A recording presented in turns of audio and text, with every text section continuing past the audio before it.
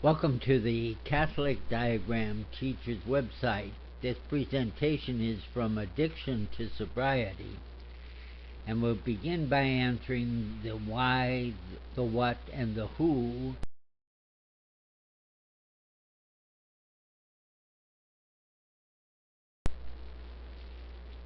Even with sincere efforts for freedom, a drug-addicted or alcoholic person painfully struggles with his or her addiction. This site reaches out, offering help. Information does not cure a person, but it can help. So we offer years of experience with alcoholic persons added to personal trust in the resources of Catholic faith to those who desperately seek freedom. In my long experience, the stories of sober and happily recovered persons have proven there is a way out. May I help you find it?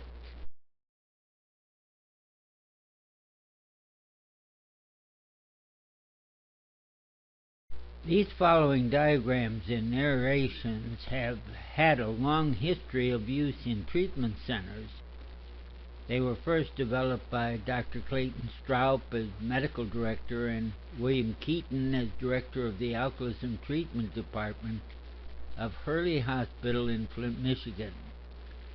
From there I took these to other places, including these in Hennepin County, Minnesota, Minneapolis General Hospital Treatment Center, St. Mary's Hospital, Metropolitan Medical Center, Northwestern Hospital, and Anoka State Hospital. My name is Robert Cross, as narrator. I have degrees from Kalamazoo College and Andover Newton Theological School, and served 3 years in the Army during the World War II. I've been an ordained Baptist and Presbyterian minister, and am presently a permanent deacon in the Catholic Church.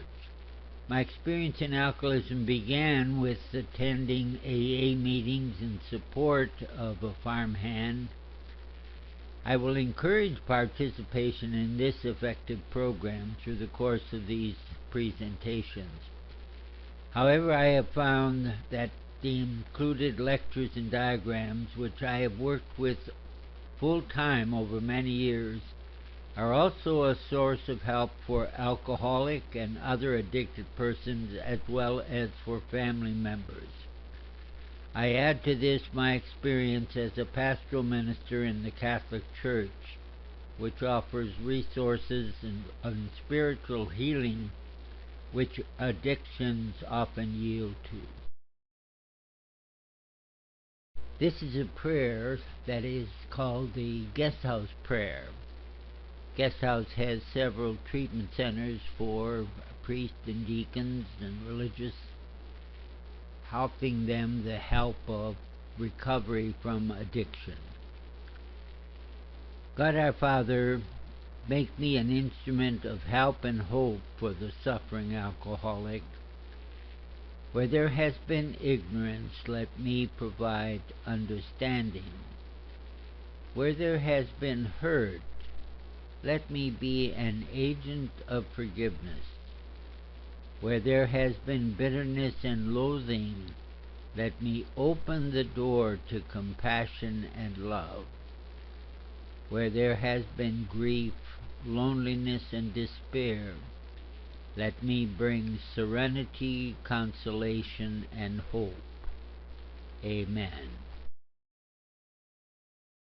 The table of contents shows the 9 different lectures from Addiction to Sobriety. It is possible to just select from the 1 to 9 and be able to listen to them in individual presentations. Lecture number 1, Symptoms and Phases of Addiction.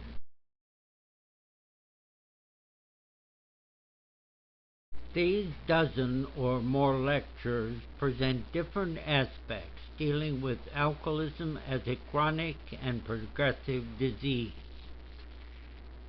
This keystone talk is the symptoms and phases of alcoholism, based on the ideas developed by Dr. E.M. Jellinek, a pioneer in the development of the disease concept.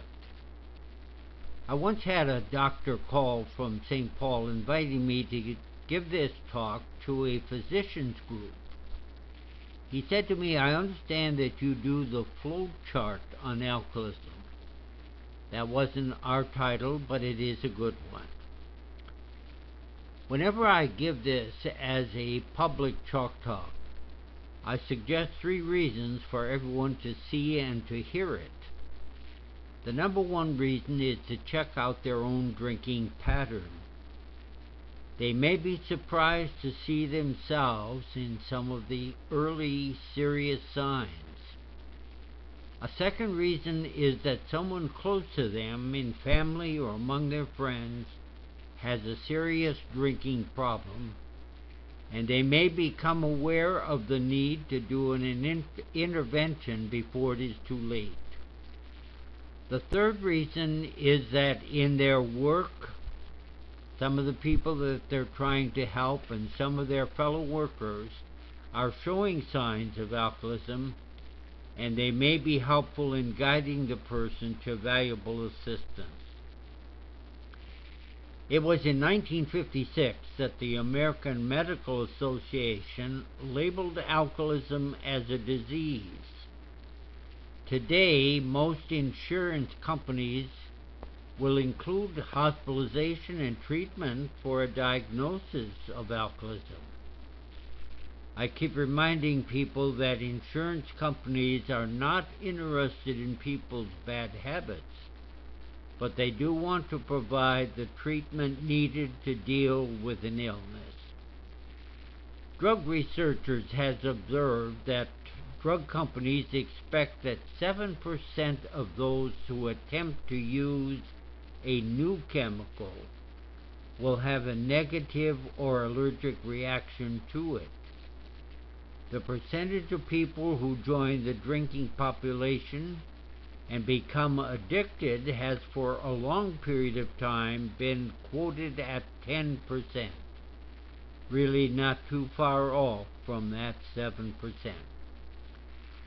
My diagram will look at the progression in 3 phases, early, middle, and late, and will show 33 symptoms. The time frame in which an individual goes through these will vary, and so I do not give a time of duration for each phase, but will highlight the increasing frequencies of the symptoms and the increasing problems in important areas of the person's life. I will be describing alcoholism as a progressive, insidious, chronic disease with a predictable outcome: death, insanity, or recovery. In these talks, I will be using the masculine pronoun as a means of convenience. It is obvious that no one begins with their drinking experience to become alcoholic, but yet one must become a part of the consuming population for this to be true. Because this drug is a central nervous system depressant, the user will experience a feeling reaction. It may be that the nature of the high this particular individual receives could be one of the first indicators that this one is on the way to a serious drinking problem. Because of the good feeling from the ingestion of beer, wine, or hard liquor, the times for using are eagerly looked for and anticipated. One of the first symptoms to be faced is an increased tolerance. Simply said, it begins to take more of the preferred drinks to get the desired effect. Now, in a drinking society, this may be something to brag about. We are the person who can drink all our friends under the table. Even very small women can have a reputation as a very heavy drinker. I once heard a young woman share with the group how she, on one drinking occasion, had consumed 33 very strong alcohol drinks at a bar. Now, she did not remember drinking that much, but the bartender kept count and reported the number to her. She had not passed out from drinking, but she was experiencing another of the possible early symptoms, loss of memory. Before leaving the notion of increased tolerance, though, let me say that the person manifesting this change may for a time brag about the amount he can consume, but there are at least 2 additional early phase symptoms which show most clearly that the person is aware that the pattern of use is not normal and so must be hidden. On the chart, we see the symptom first, blackout. I've already referred to that as a memory loss. In this early stage, the memory loss can be very subtle. He is drinking at home and has the notion that he must have fallen asleep in his chair. But when he goes for another beer to the refrigerator, he is shocked to see how many beers are missing. Someone is stealing his supply. Yet when he returns to his chair, there are all the empty cans on the floor around his chair. This may be easily accepted, but later in the progression, when he doesn't remember how he got home or why he is in jail, he isn't so easy to accept and live with. The involvement with drinking, the love affair with the chemical high, is such that the person continues to use and to rationalize the problems away. The next item in this phase is labeled sneak drink. This is clearly one of the 2 patterns of behavior used to mask the amount of alcohol being ingested.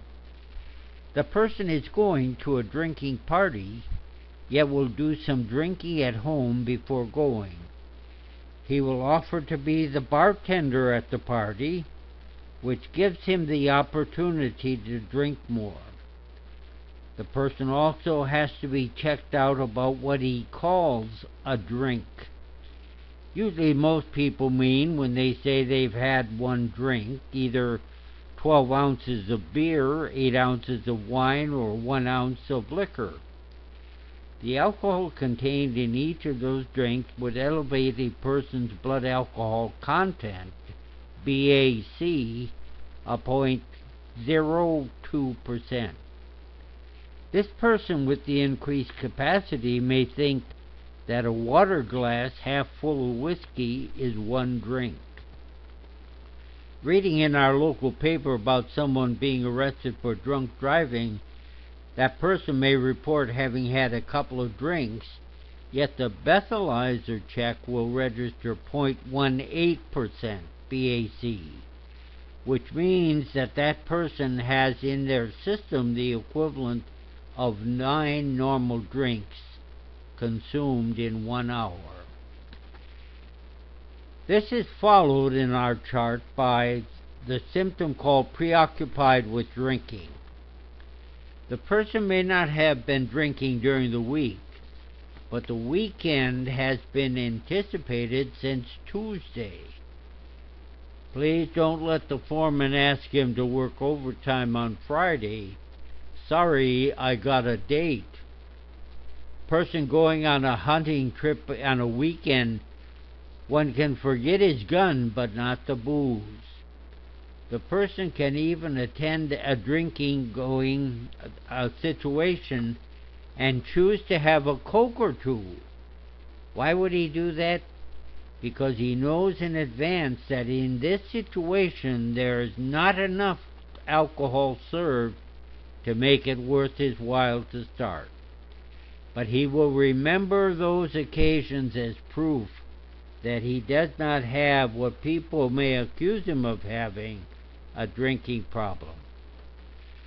The rapid ingesting of alcohol, or the symptom gulps drink, is present also in this early phase. If it's going to take 10 drinks to produce the desired high, the person trying to drink with others in a social situation has to keep encouraging others to drink up. The next round is on him. This is also where a water glass of whiskey becomes the one drink consumed and is taken quickly. By this time, the person is not bragging about how much he can drink, but actually wants to avoid references to drinking. Let's talk about something else, like politics or religion. This memory loss or blackout experience can begin to happen more often and with less alcohol consumed. Maybe starting out it was 1 in 10 times of heavy drinking that had happened. Now with smaller amounts it happens more often. The person has to develop ways to live with this symptom and continue to drink.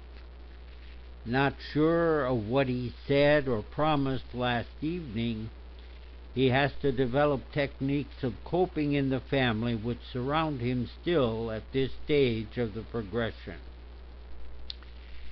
The addiction to alcohol is clearly defined by a loss of control in the person's continued use. What may have been a capacity to become addicted can be passed by a person, and there is no turning back. Because there does not seem to be any clearly revealed physical cause of the loss of control addiction, I and others are led to use the concept of the X factor. Something is triggered in the 1 in 10 drinkers that continues to produce a different effect in this one. Is it a second route by which the alcohol is metabolized in this person's system? Maybe, but research has not proven this as the truth. The most common pattern among the alcoholic population of this loss of control in the USA would be a loss of control of the amount of alcohol consumed. Intending to have a few drinks, but ending up drinking to excess, time and time again.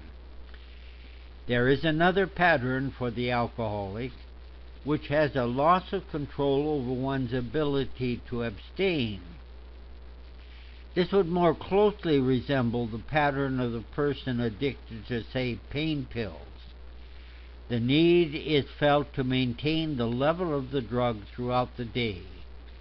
This, for the alcoholic pattern, may be free from much of the social disorganization that plagues it is addiction nonetheless. The drinker has now become an acute alcohol addict, and this moves us to the second line of my chart. Because we are dealing more with the person who, when drinking, does so to excess, we observe the practice of alibis. Look what you made me do now. There is something in the home, something on the job, something about the weather. It just doesn't take too much to pass as a reason to drink and even to get drunk. because both the drinker and those around him are believing that it is simply a matter of using more willpower, there will be some feedback to encourage a change in the person's behavior. The symptom is called reproof. It works wonders in the periodic drinker because, as an extravagance, he might decide not to drink at all during Lent. But you better look out for Holy Saturday or whenever he considers the Lenten fast to end.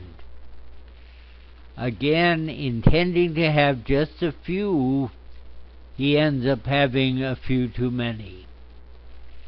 Now, when the wife or mother or someone makes a negative comment about his drinking, they may end up with a black eye or with bruises. The cops may be called and the individual may end up spending the night in jail. There is still enough conscience in the person at this stage so that a feeling of profound remorse is there, so that he decides again to abstain totally from all drinking, which means that he goes on the water wagon, still believing that it is simply a matter for him to learn self-control. He spends this time thinking about what he can change so that he can get back to his drinking. He can, of course, change what he drinks. No more hard stuff, only beer. He can find some new friends to drink with, or maybe get his wife to drink with him. He can't drink in the bars anymore, just to have a few at home. When the person now returns to using alcohol, he will experience the social disorganization which comes more and more into play in this middle range. By his choice or by the choice of his friends who no longer enjoy his presence, they will not tolerate his excessive drinking. So he heads for more and more social decay.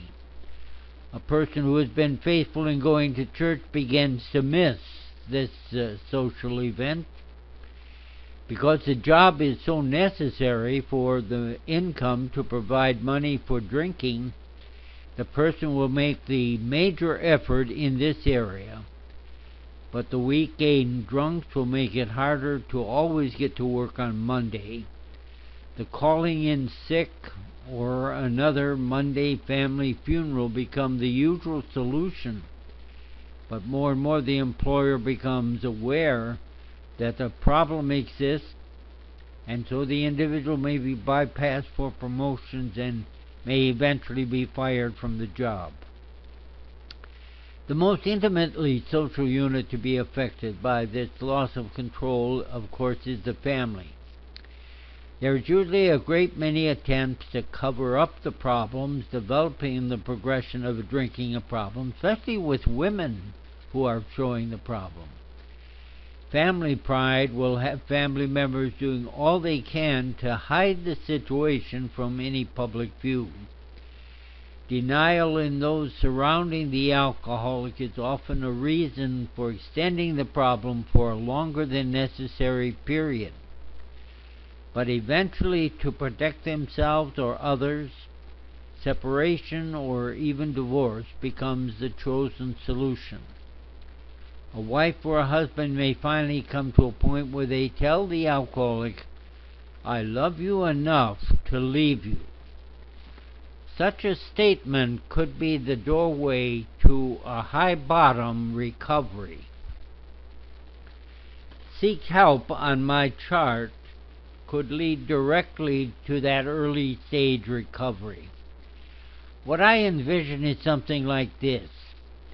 A young married man with 2 small children, still employed as a welder, had 1 arrest for drunk driving, is still practicing his Catholic faith by attending Mass, and has his wife give him the above statement as she packs up her bags and takes the children and heads to her parents' home.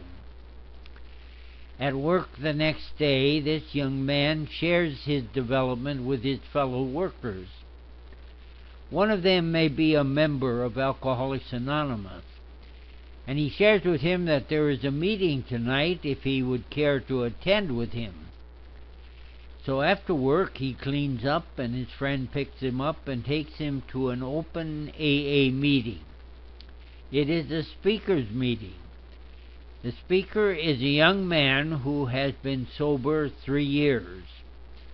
He was introduced to the program when he had just lost his job, and his wife and 1-year-old son had gone into a family shelter to escape his drunken conduct. He reports that he has not had a drink since that day, that his wife and son are back and they have a new baby girl, daughter, that he has a good job and was promoted recently, that he has his driver's license back and is driving a nice car. This man attending for the very first time an AA meeting may comprehend and accept the fact that his problem is not learning how to stop after 5 or 6 drinks, but how to avoid taking the first drink. He may be able to accept the fact that he is powerless over alcohol, and that in using it his life has become totally unmanageable. Without any relapses, he could indeed reach a high bottom. He could begin a new life of sobriety, and in his seek for help, he has reached that low bottom.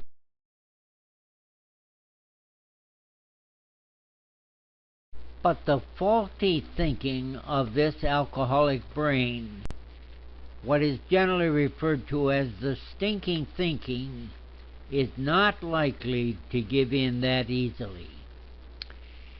In the symptom attempt to escape, we find that the person with the serious drinking problem will show that unhappy wife. He gets the divorce. After all, she is the one who drives him to drink. He comes home from work and she kisses him to check his breath, and it makes him mad. He tells the boss at work that he knows what he can do with his rotten job. He doesn't get fired, he quits. And he has no intention of not drinking, but he's going to move to a new community. All the people know him in the bars, and so that's the reason why he drinks so much. This is referred to as the geographical cure. Let me ask you, when a person with diabetes moves from Minneapolis to Rochester, Minnesota, he finds that his diabetes goes right along with him. The same is actually true for his alcoholism. Wherever he goes, it goes with him. We begin to speak about maintained supply and link that with chain drinking because we are facing the reality of a drug withdrawal. The bender-spree drinker in time advances to the stage where there are shakes and sweats when one attempts to stop drinking. Learning from experience that this will follow the drinking leads to the storing up of the supply if possible, and then this graduation to daily drunks accompanied by poor diet. This is going to definitely lead to the symptom of gross physical and psychological changes. The progression takes place in this person's life. So for a time it may only be a fatty liver, but then to a diagnosis of cirrhosis of the liver, to gastritis, to polyneuritis, to full-blown delirium tremens in the withdrawal mode. The changes, of course, in personality are evident, as also to those closest to the alcoholic, and they begin to make comments about how mom and dad have changed. At this stage, a physician can finally make a medical diagnosis of the disease of alcoholism when they encounter all these physical problems. The tragedy, of course, is that the same doctor was not able to make the diagnosis at a much earlier stage of the progression, when there might have been less social deterioration and that the person would not have reached this late and chronic condition and thereby face the prospects so difficult for the recovery. We have gotten now to the final symptom of the middle phase, which is called prolonged benders. All that I have been saying about the difficulties encountered once withdrawal has complicated the drinking experience. For this person with the problem, they are present in the bender. Now, once drinking begins, it will continue until money or health factors force the stoppage. Medical assistance in dealing with the complications of withdrawal will often be required.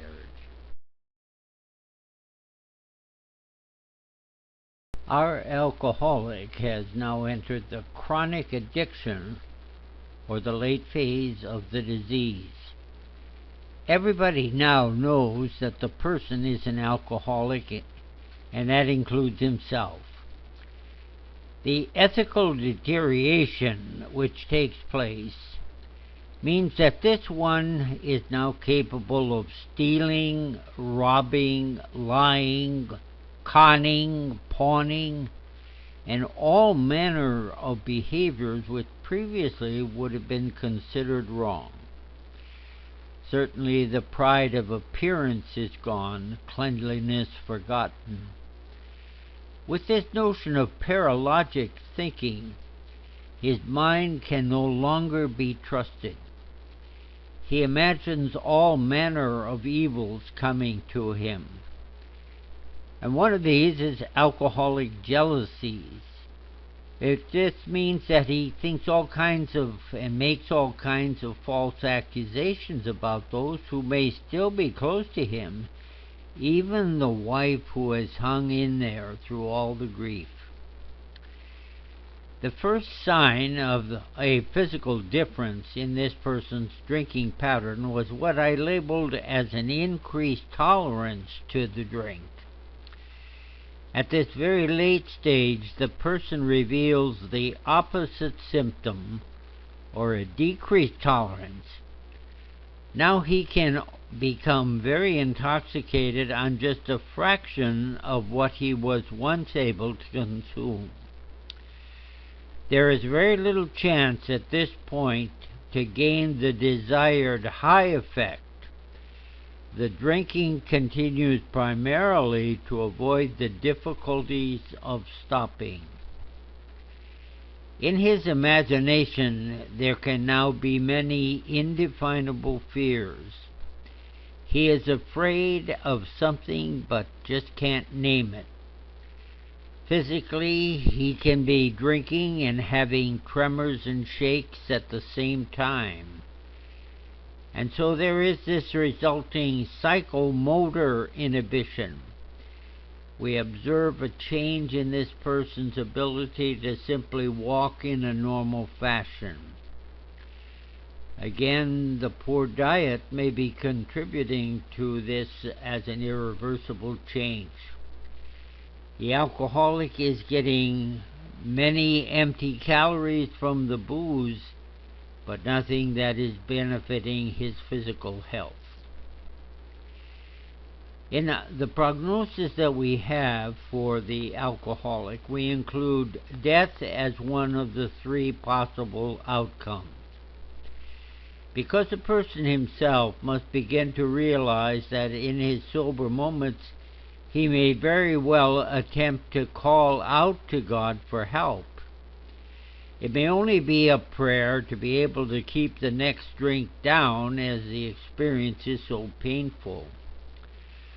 Gert Bahana, a woman alcoholic, prayed with these words: If you're anywhere around, please help me, for I need help. She said that it was like a spiritual shower bath. She didn't know what this was about, but she said one thing she did know, that she would never take another drink as long as she lived.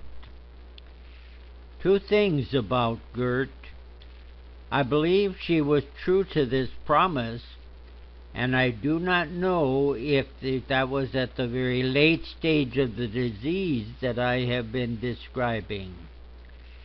But religious need may be a life-saving thought or action in our alcoholic's life.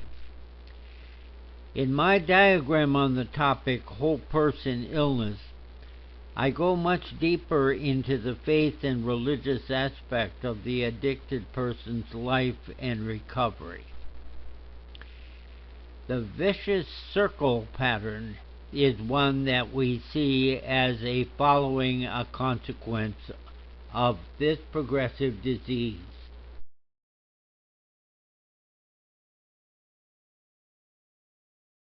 The vicious cycle pattern. It has been there as a result of this pattern of using, abusing, and then the withdrawal problem. Now, in this particular stage, it means drinking to pass out, to wake up, to drink, to pass out, and repeating this, as I have said earlier, as long as possibly money and health would allow. Intervention by family, friend, police, or medical service is now required to stop the drinking, and the three possibilities of the outcome are there: death, insanity, or recovery. Attempted suicide for the drug-addicted person is quite often the solution to their problem. Fortunately, awfully unsuccessful, but not always. The physical deterioration can cause an earlier death, liver damage, for example. Fighting with somebody over a bottle may lead to somebody being murdered. Accidents of many shapes and varieties can cause the end of life for the problem drinker unexpectedly. And this idea of the insanity or the alcoholic wet brain, we can just see that by the heavy drinking and the improper diet, that this can result in the years of the heavy drinking. We are told that every one of us who gets the high effect from an alcoholic beverage, that we may destroy as many as 10,000 brain cells. In moderate use, this is not a problem, but for the lifelong heavy abuser with poor nutrition, it also means a resulting chronic brain problem. The so-called back wards of our state mental hospitals or veterans hospitals are filled with men and women manifesting this mental condition. The brain no longer has the capacity to allow this person to function normally in a social situation. So we can find that a highly trained, at one time, professional nurse is finding herself in this late stage of her illness of alcoholism, being told when to get up and when to change her clothes and when to come to meal, no longer to perform as a professional person. But we can see that custodial care will be the requirement for the rest of the person's life at this particular junction. Recovery is no longer a possibility, so enforced removal from all drinking is needed. Before insanity, recovery is possible for the alcoholic, but the later into the progressive disease that the person finds himself, the more physical and mental damage he will have to face in the steps of recovery. These are covered in more details in several others of my diagrams. The man or woman must admit to themselves that they have lost control over alcohol, and they have to need to find the ability to resist taking the first drink. This isn't because they are dumb, stupid, or immoral, as I've said. It is because they have triggered a different response, a different reaction to this drug. They have an addiction. Relapse to use will often happen as the individual continues to strongly imagine that it is a matter of willpower. He needs to be able to stop drinking after 4 or 5 drinks like so many others do. The loss of control will soon become evident, and so will the complication. As I've said, there are 3 reasons for people to hear this talk. You don't have to have every single of symptom as I've outlined it in the chart. But you may see that there are some indications that even in what we think is social drinking, we might be called to take a look at this. Also, it is hopeful that people with the advancing problem would have the insight and would seek the help that is available in our society. No one chooses by conscious effort to become alcoholic, but people of every social stripe and standing are finding that in their continued use, the illness has progressed. As we look at the whole chart, we can see that these 3 phases, progressive disorder, but also we can see very clearly the increasing social problems with our friends, our family, our job, the legal aspect. I said it originally that there are 3 reasons for us to see this chart. Check out our own use, our own drinking. We're in a drinking society, a drug-using society actually, and we need to be honest about how much and how often and how important it is in our life, so that we could maybe make an adjustment at an early stage.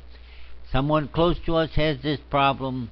Maybe our insight from this particular talk would have us looking for some means of intervention. And then in our own work, as we are ministering to people in all different stripes and places, personnel work, even in a factory, that we can be helpful to some of our brothers and sisters out there who are into this problem, maybe not conscious and not aware of it, and we can guide them for some help. It's a progressive disorder, but it's hopeful in our society with a lot of means of reaching out and being able to get a lot of valuable help. And faith and prayer is a big area that can help us as well. God bless.